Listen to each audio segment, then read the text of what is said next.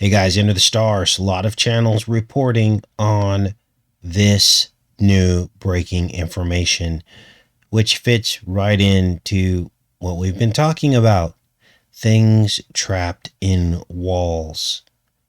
Now, we'd reported on this strange phenomenon of people being trapped in walls.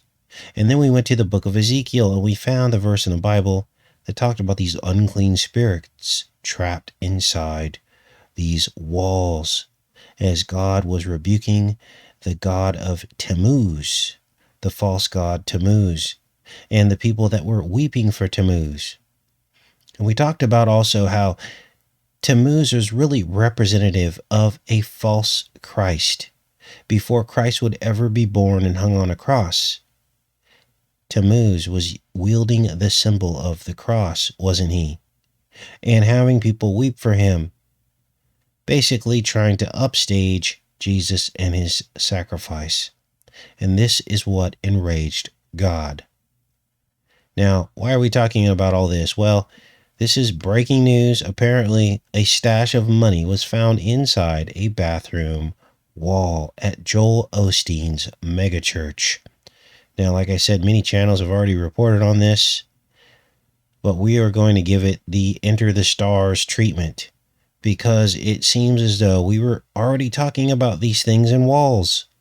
This is crazy, you guys. Now, what does this all point back to? Well, Pablo Escobar liked to hide things in walls, didn't he? He liked to hide things in fields and farmers' fields. This is where he put all his cash. He was like basically a chipmunk, burying his nuts everywhere. He was so paranoid that his money would be gone, that he buried it everywhere. Well, it seems as though Joel Osteen has followed suit. 7 years after an estimated $600,000 was stolen from a safe at Joel Osteen's Houston megachurch, envelopes full of money were found hidden in a bathroom wall there, the church has confirmed. The story of the November 10th discovery came to light Thursday when a man identifying himself as a plumber called the morning bullpen radio show at Houston's Kilt, the Bull. He described the events that occurred while he was making a plumbing repair at Lakewood Church. There was a loose toilet in the wall. We removed the tile.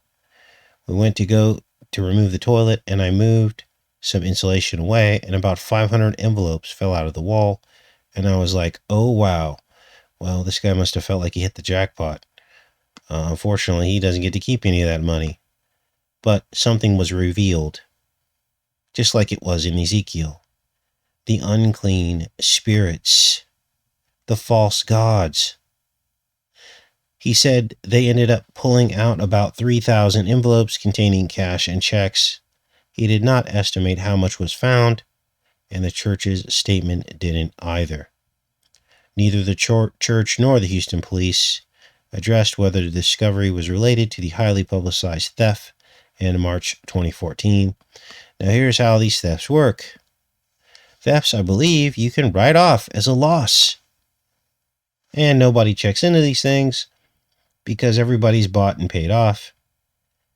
And so now they found the loss, and it appears as though it was orchestrated.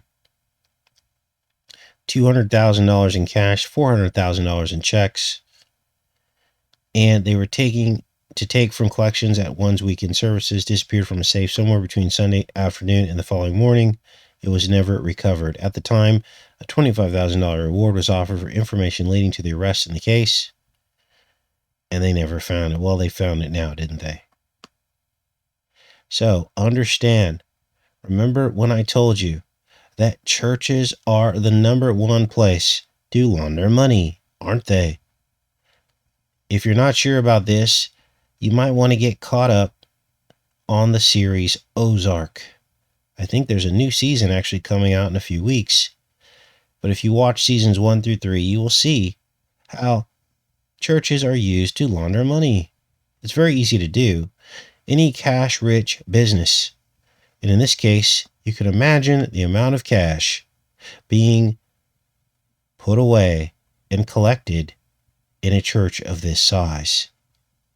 Imagine the amount of cash. Now, this is probably the great American secret that nobody really understands and knows about except at the highest levels. That many of these churches are probably really corporations. They're probably really originated by billionaires, if you really were to dig in and find out where the roots of these churches are. They hire someone that sounds great, sounds cool, and can influence a lot of people as the pastor.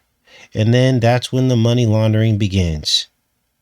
Welcome to America. Much love, everybody. Take care and be safe.